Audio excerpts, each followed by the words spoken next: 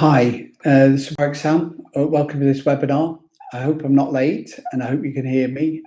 We've had a few technical glitches in the recent weeks when we tried to do these live webinars. If you've got any questions, leave them on the chat and we'll try and answer those questions as we go along.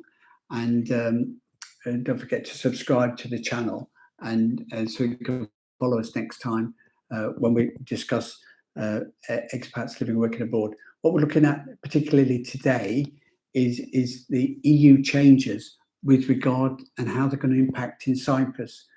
Now, it's not simple, it's quite complex. It's driven by the EU. The EU are changing the rules, and the rules that are being changed are to accommodate a whole host of different scenarios where effectively they're looking to attract capital, business and investments from overseas as a new way of growing the economy. Cyprus is a tourist economy, and for years that they've had tourists coming, investing in the local economy for their holidays and then their holiday homes.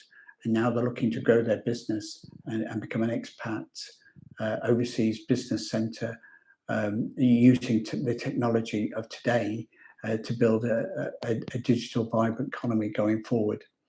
A number of different tax incentives for that, and they work quite well. Coupled with that, you've got the EU that are changing the way that things operate, ostensibly for security and stability reasons, but also to regulate the flow of people within the EU. It's a major requirement for the EU that people have got freedom of movement, the capital and labour, and they can live and work anywhere within the EU. But with remote working on the increase, the changes that are needed are to ensure that when you relocate within the EU, you do it in a proper, orderly, compliant tax way. For example, if you're working remotely down the road from your employer, then it's very simple that you could stay on your pay-as-you-earn or your contract work within that jurisdiction, within the UK, within Cyprus, within Germany. Once you go across border, it becomes more of an issue. You can go to another country for up to 90 days on a short business or travel trip, but beyond that, you should have a more formal residence. And beyond that, if you're an employee or a subcontractor, you should be registered for that work in that location after 90 days. Now, so that is a slightly different play and a complication in tax law with respect to the situation that you've got in terms of tax residency being more than 6 months in a country. So you can live and work in a country for up to 180 days a year as a resident without being a tax resident. But if you're working as a subcontractor or on the payroll of another company or an employer in another jurisdiction, that business is supposed to set up a branch office in that location, or you're supposed to register as a sole trader in the place that you're resident for those 6 months. Now, this is the international rule that is applied to a greater or lesser extent around the world, and means that nomads need to plan what they're going to do and how they're going to do it if they're going to be living and working abroad long term. So to manage that process, the changes that Cyprus are bringing in from January 23 for businesses from abroad are much more heavily centralised, involved in terms of the tax registration, the social insurance registration, to ensure that there's compliance for people relocating to Cyprus from within the EU and outside the EU, that they're paying tax and social insurance. Now, it doesn't mean that a nomad can still not have a very a liberal lifestyle in terms of roaming, but to pay zero tax isn't a practical solution. You've got to have a tax residency somewhere. So where is your tax residency going to be? And then manage that arrangements from there. And And for more information and guidance on that, contact us at proactpartnership.com, and we'll happily discuss some options that you may have for that. So within the EU, they're looking for expats relocating to work across the EU to be resident, so they can become tax resident and social insurance, national insurance resident in that jurisdiction. So that's the first part of the play. So how does that affect people outside the EU? Now, post-Brexit, the UK expats are outside the EU. Now, when you've still got visa-free travel around the world and to most of the EU countries, once you go beyond the 90 days, residence becomes a factor that you should consider. And this is what the Schengen zone will introduce in 2023. And the changes within the EU are driven by this. And the big stick of the Schengen zone is that at the border, you'll be monitored and prevented potentially from spending more than 90 days in 180 in that jurisdiction. So if you've got a holiday home in Portugal, you can spend 90 days every 6 months there unless you're resident. So you need to get that residency. And then if you're working more than 90 days, you need to consider about the social insurance and tax residency. And if you're living there for more than 6 months, you would then be deemed to be tax resident in that jurisdiction. So that applies to EU citizens anyway. For non-EU citizens, it's slightly harder. It's about whether you're going to get a visa and whether you're going to get that residency. And the rules in Cyprus now are pretty much aligned with something similar to what is being offered in the UK. So a new expat coming to live and work in Cyprus can apply for 1 year's visitor's visa. I said live and work. A visitor's visa for 1 year wouldn't be necessarily to do local employment or start a business locally. A visitor's visa would allow you to be in Cyprus and work remotely for an employer somewhere else. And that visitor would have to show long-term over the year an income of at least €2,000 a month. If there's a spouse and if there's children, that income could be more.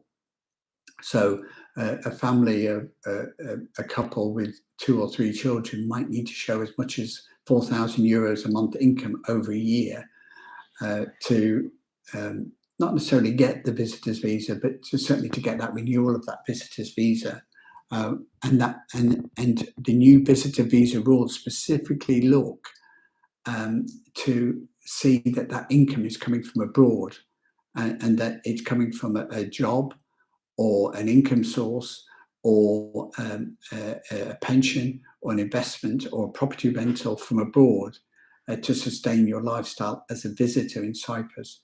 So a visitor's visa doesn't stop you working, stops you working in Cyprus. And as long as you're able to cover the basis in terms of your income stream, then it will be allowed for you to be working remotely while a resident in Cyprus.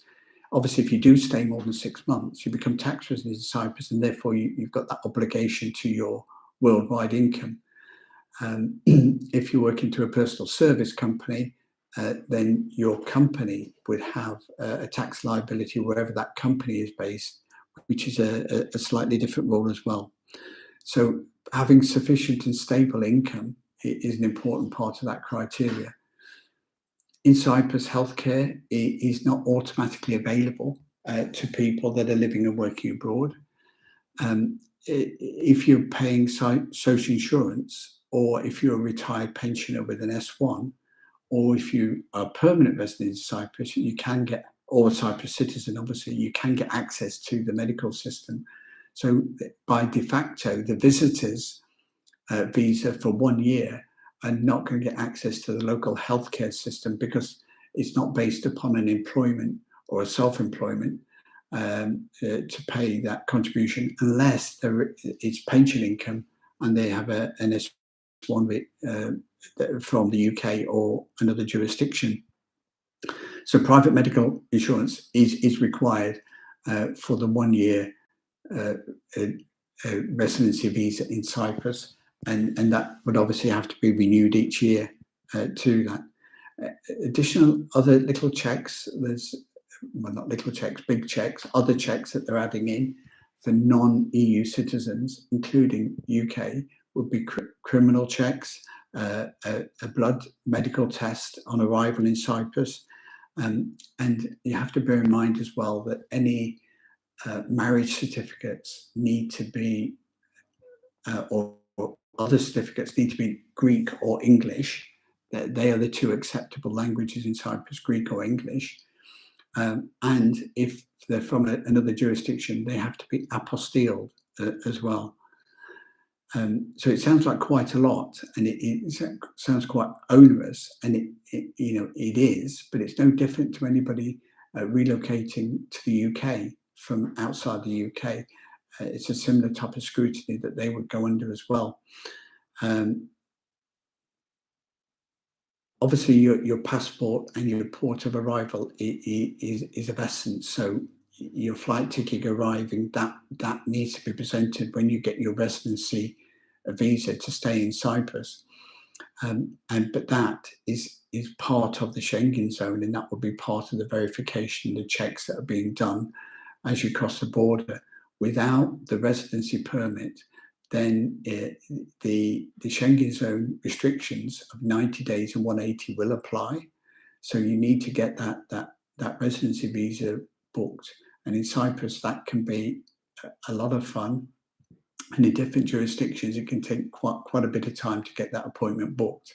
So there's only a limited amount of slots, and you can be booking 3, 4, 5 months ahead. So the booking can be used to get you across the border, but you do need to get that booked ahead. And it's a good idea to talk to the PROACT team in Cyprus to help you with that.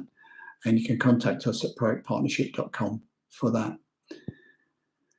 So, in summary, the EU initiating quite a lot of changes with immigration. Cyprus have adopted that into two ways, so that EU and non-EU expats, including the UK, are bringing a bigger amount of wealth and income creation into Cyprus. You've either got sustained earnings of €2,000 a month or more from an outside source to get your visitor's visa for the year, or if you're forming a company or a business or an enterprise, then there's other rules and restrictions that apply to enable you to do that through a centralized process, again, which has got an extra level of complexity.